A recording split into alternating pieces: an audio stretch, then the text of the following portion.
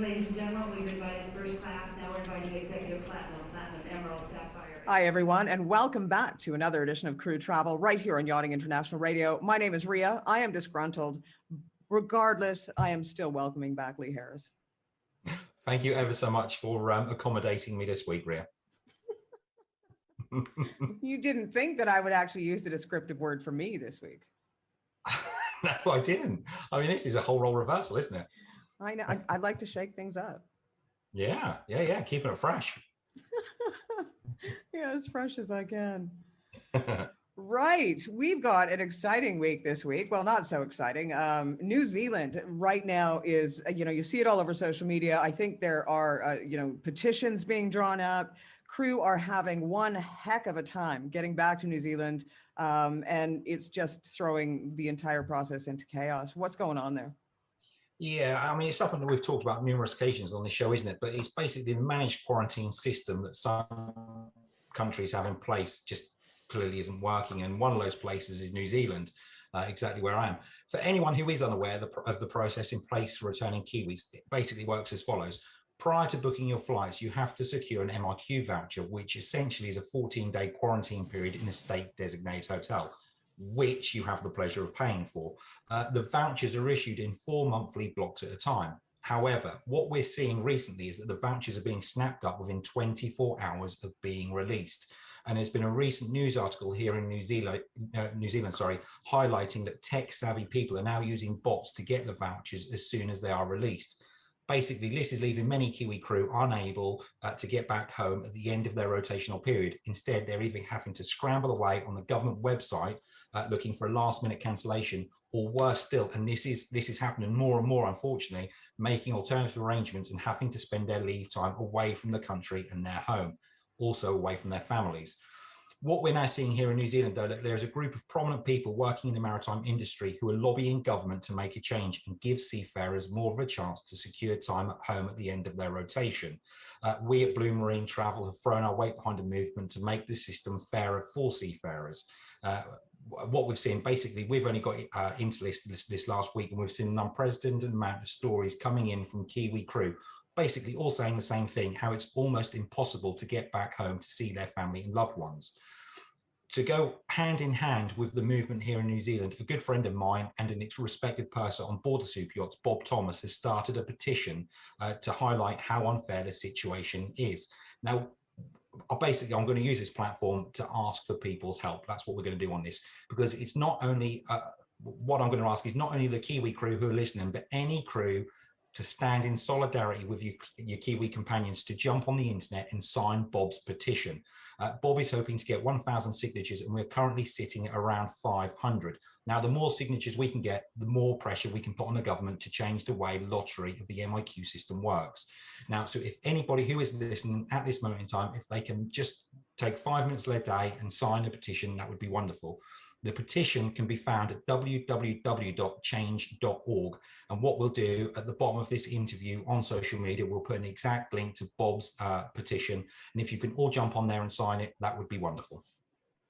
Let me ask you, Lee, when these bots, gather up all of the certificates or the vouchers, what do they do with them? Like, what are they used for then?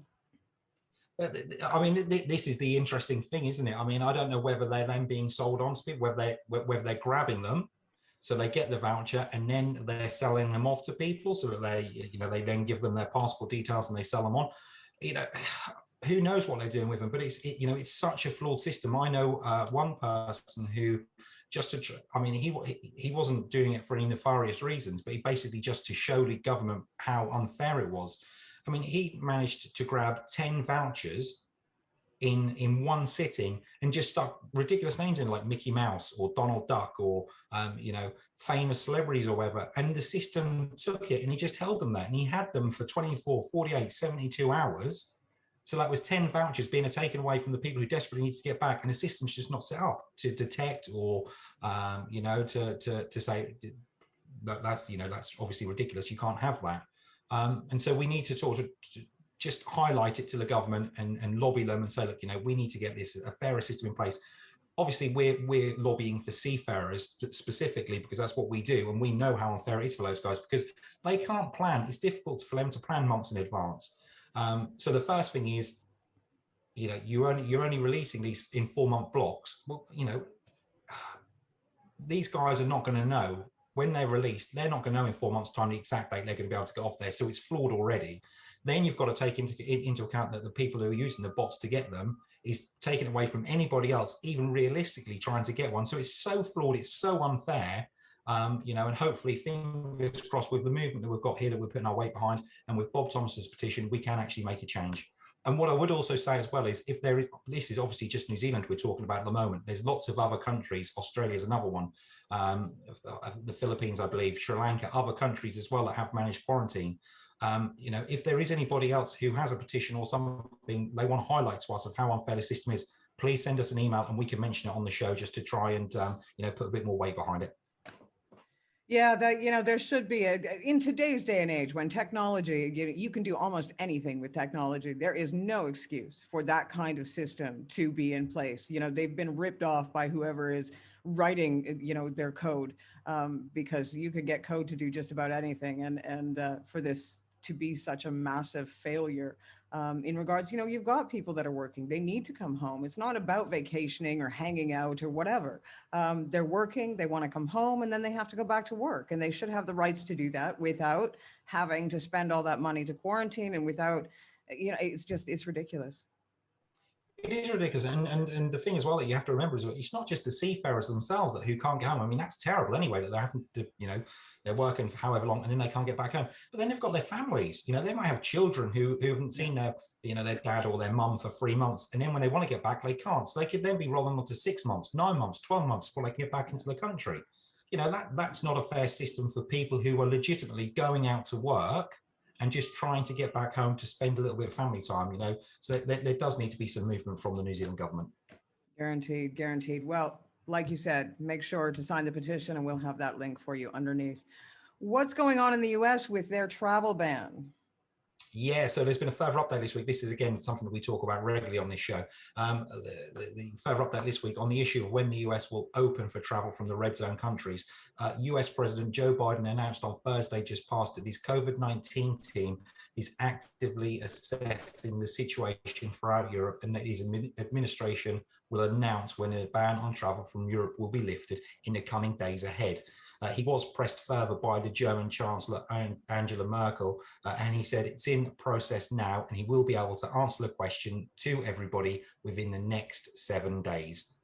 So hopefully, fingers crossed, this time next week when we've got the radio show on, we'll be able to bring positive news, and the US hopefully will have put a date in place where we can actually move freely back into the US.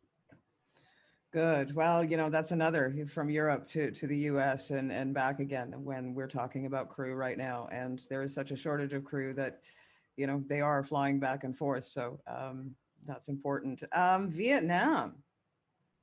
Yeah, actually, just one other thing on the US I just wanted to quickly highlight as well is for any American crew who have got passports expiring soon, we would urge them to renew their passports ASAP because there is a current backlog with the US State Department issuing new and renewal passports to US citizens. Now, we have been told that the backlog is being put down to the coronavirus pandemic and a desire for Americans to start traveling now that restrictions are being eased. But the current wait time is sitting between 18 to 22 weeks. So you're looking at around about 6 months to get a renewal for your passport. The department have also announced that they are currently having in the region of 1.5 to 2 million passports to either be new, to make new passports or be renewed. That is the backlog they've got at the moment. I've been seeing actually news reports straight across social media about that fact.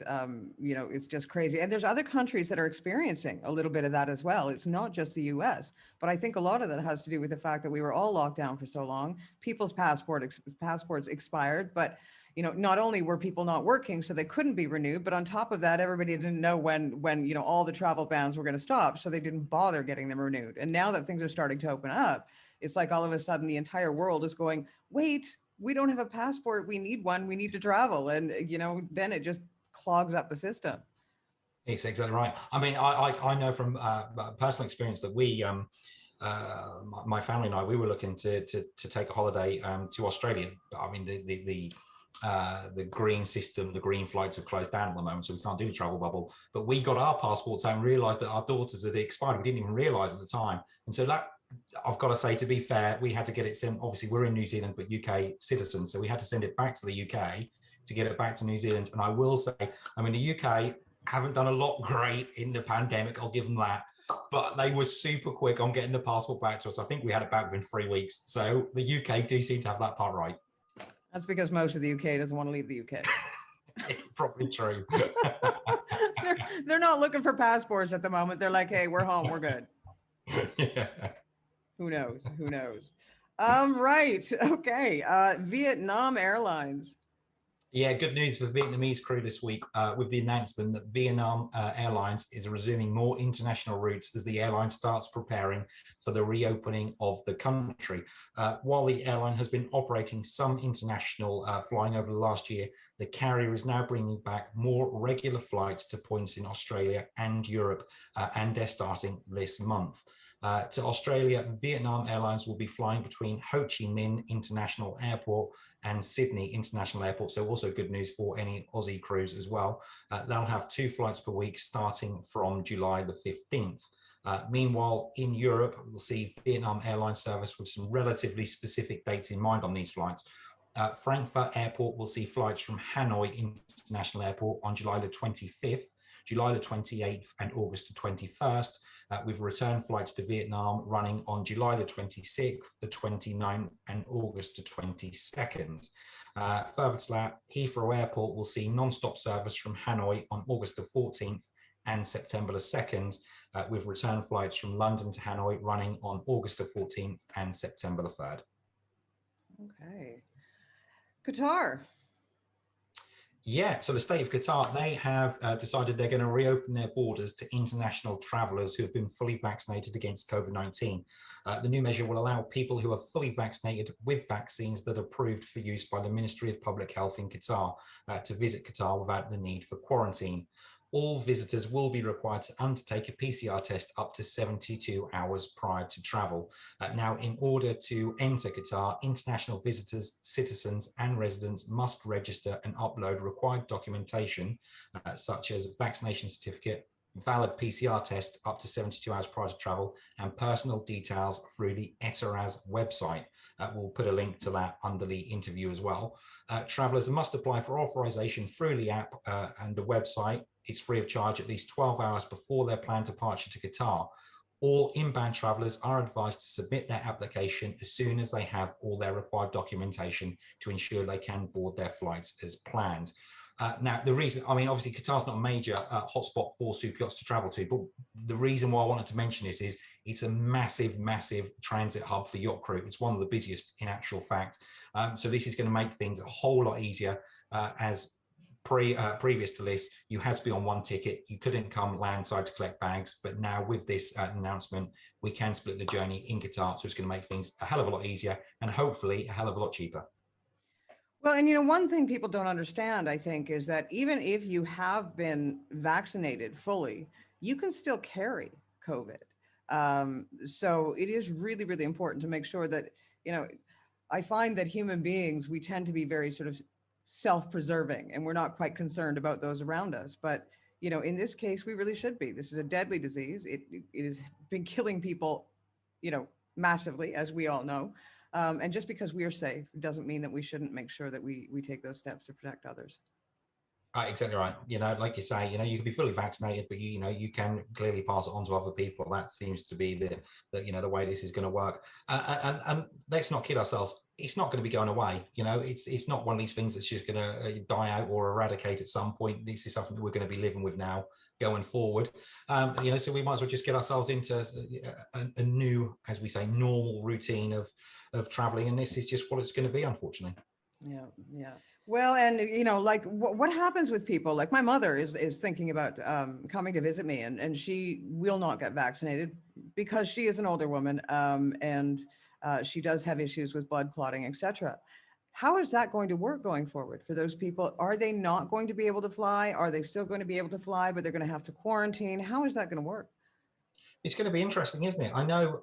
I mean, certain airlines have already come out and said that, you know, we won't once the vaccination is at a level where, you know, people can and have been vaccinated, they won't take unvaccinated people. You know, I know the Qantas CEO has come out and said it. I think it was Delta a couple of weeks, 2 or 3 weeks ago, also said the same thing, that the common consensus is that if you're not vaccinated, you're not going to travel. You know, and you've got the people who, I'm not saying anti-vaxxers, but you know, there's certain people who don't want it because they're not sure what they're being injected with, which is fair enough. That's their own opinion. But you've also got the people who, for health reasons, might not be able to take it as well. You know, and like you're saying, what happens with them? What are we going to do? Are we going to make them quarantine or self-isolate for 14 days? Are we going to make them have PCR tests, you know, at check-in or 72 hours before, you know, they depart and on arrival? You know, so there's still a lot of things up in the air, even though, you know, the vaccination is being rolled out at a decent level now. There's still a lot of unanswered questions that, you know, hopefully, fingers crossed, we'll get the answers to sooner rather than later. Yeah. Well, I have to say, I'm fully vaccinated and my 5G reception has never been better. You're just like you're a walking tower. People just need to stand to you and they can download any series on there. Exactly. I am like Speedy Gonzalez with my whole 5G sort of vibe going on. It's made me so much more attractive. Brilliant. Perfect. You could get rid of your Wi-Fi at home now. You save yourself I know, some you money. don't need it. I mean, it saves you like, I don't know, what, 20, 30 euros a month? I mean, perfect. Bulgaria, what's going on there? Yeah, Bulgaria unfortunately left banned UK travellers from entering the country. The Foreign Commonwealth and Development Office have said that from Monday, 19th of July, the UK unfortunately will be added to Bulgaria's red list. Arrival from the UK will only be permitted for Bulgarian citizens and long-term residents. Also, not just the UK, but Spain are also being added to the list as well. Yeah, you know, what's interesting about Spain is that, you know, certain areas in Spain they've actually cut Spain up, as it were. If you're flying to like the Balearic Islands, we are, I do believe it's an amber list, or I don't know, but we're not red, which is, you know, a positive. But there's certain areas in Spain that are on the red list. But I don't know. I've been seeing the figures come out of the UK, and I'm thinking, I don't know. That's going to be that's pretty much a hotspot at the moment. I mean, I think I just saw a news report yesterday that they've had the highest positive test rate since like January. That's right. And let's not forget Monday's so-called Freedom Day in the UK, where all restrictions are out the window. I think you pretty much do as you please from Monday. So it's going to be, I don't know. I don't know if they're trying to do some sort of new herd immunity now that they've got a certain amount of the population vaccinated or whatever. But basically, it sounds to me that the UK government are going to make the UK the guinea pig of the world to see how this is going to pan out. So it's going to be an interesting ride, shall we say, for the next couple of months. Well, I mean, if they have that many people that are already vaccinated and their numbers just within the last few days have, you know, been the worst they've ever been, obviously they don't have enough vaccinated. Yeah, I think I was saying there's still about 10 million people in the UK that have not been vaccinated. So to say it's a risky move is probably an understatement, to say the least. Well, I guess we'll see how that goes. Glad I don't live there. Yeah, I mean, I'm pretty glad I'm in New Zealand at this time. Yeah, no kidding, eh? I think the UK was one of the last to actually, you know, do any action into the pandemic. And now, and don't get me wrong, I mean, I love the UK and the people in it, but wow. And now they're the first to like let it be a free for all. What are you thinking? Like, I just don't even understand. No, who knows? I don't know what's going through their mind. But yeah, like it's going to be an interesting ride, to say the least. Yeah. And we have crew questions this week. Yeah, we did. We had an email this week. Again, unfortunately, no name on it, so I can't shout out whoever it was. But basically, they had a query with regards to accepted vaccines for entry into the Netherlands. There seemed to have been some confusion with regards to a certain one, the AstraZeneca vaccine. Apparently, I don't know too much into this, but I've done some research.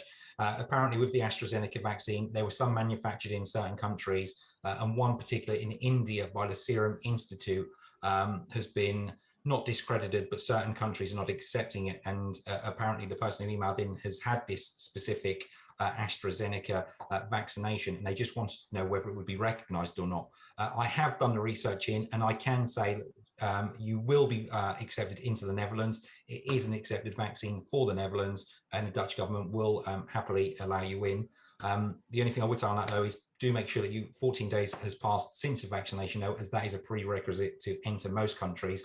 And also, any other countries that you're going to travel to, make sure you check that the AstraZeneca vaccine that you've got is going to be accepted in them, because I know it's not in all of them.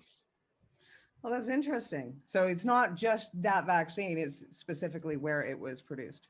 Indeed. Yeah. Apparently this one was, I don't know if it's just two, but it was done in multiple places, shall we say. Certain ones are okay for every country. This one that was manufactured in the Serum Institute in India, apparently some countries are not recognizing it as a valid vaccine. But in this instance, with regards to the Netherlands, it is accepted. Yeah, you would imagine that the formula to make the vaccine is exactly the same, no matter where it's being manufactured. So why would one be acceptable over the other, unless there was a cock up, as it were, in that one lab? Yeah, it makes you wonder why they would, specifically target one, wouldn't it? But yeah, who knows? Who knows the reason? I couldn't find that part out. No, and we don't want to speculate too much, or we might get sued. So let's not do that. Maybe that's where you got yours from, and you've got the good 5G. I know. No, I got the Pfizer. That's where the good 5G comes from. If you want really good 5G reception, Pfizer is the way to go. I'm just saying. You know, they know how to. They know how to amp it up. Yeah, conspiracy theorists are gonna be lapping this up. What else? Oh yeah, they're tracking me. They're tracking me now too. Everywhere I go, I have, like, you know, those men in black suits walk past me and nod, because, you know, they're like, yeah, we got you. We know where you are, because we do. You know, not that I wasn't being tracked by this for the last, 20 years, but can't tell anybody that, can you? No, you can't. No. So I'm not telling anybody that, because nobody has been tracked by their cell phone for the past 20 years at all. The government has no idea where you've been. There is no way to pinpoint. Like, come on, how many shows do you watch on TV? You know, they're like, if you watch any of those criminal intent things on Netflix or television or whatever, you see how they are perfectly able to triangulate exactly where somebody is based on cell phone towers. They will find you. If they want to find, they don't need to insert nothing into your body. You're carrying, at least then it's free. If you're carrying around your cell phone, you're spending $1,000 or 1,000 euros or 1,000 pounds or whatever it is for the privilege for the government to track you. Do you know what I mean? Yeah. It's like, at least if they're injecting it, it's free. Just lap it up. That's what I say. Yeah, take it. I'm thinking of just injecting my kids just with nothing but a tracker device. Do you know what? That's the way to go, I think. I'll probably do that with my 3 kids. Be easier. I think your youngest would definitely need it. She does need it. Yeah. Anyways, Lee, I have to say thank you. Sorry? She's probably put a tracker in me at some point. So she knows how to avoid you. Oh, Dad's there. Okay, right. I'm going this way then. Yeah. She's a smart kid, that one. She's going to give you some trouble when she's older. Whew. Oh, yes. Yeah. I don't think it's just when she's older, to be fair. True. She's my heart child. I was just like her when I was a kid. So that just explains to you everything you need to know about what she's going to be like when she grows up. This is going to be what it's like with my daughter when she's older. Yeah. This is what I've got to look forward to. Exactly. See, I'm just training you. Yeah. Thank you very much. Anytime. You know I'm there for you. I got to say, Lee, Crew Travel is brought to you weekly by Blue Marine Travel, who haven't lost a passenger since Lee Harris was born back in the 70s. Thank you very much. I think we failed to admit that at the start. So, yeah, let's just not forget it was late 70s. Lee, I thank you, and I hope you have a great holiday. Thank you very much. Yes, for anybody listening, Maria is slightly put out because I've made her do this 24 hours earlier as I'm going on holiday for a week. I'm so sorry. Yeah, and I only get 1 day off a week, and so now I don't have any days off this week, thanks to Lee, because he's going on holiday. But I get 7 off this week, so that's great. Thanks for rubbing that in. Next week, your descriptive word is just going to be nasty as. Thank you, Lee. Enjoy your holiday, and we will catch up next week and find out all about it. And you can tell the viewers what a fantastic time you had. Well, I look haggard and old. I'm sure that's not true, but thanks for having me as always. You've been watching another edition of Crew Travel right here on Yachting International Radio. My name is Ria. I have been your host. We'll see you again next time.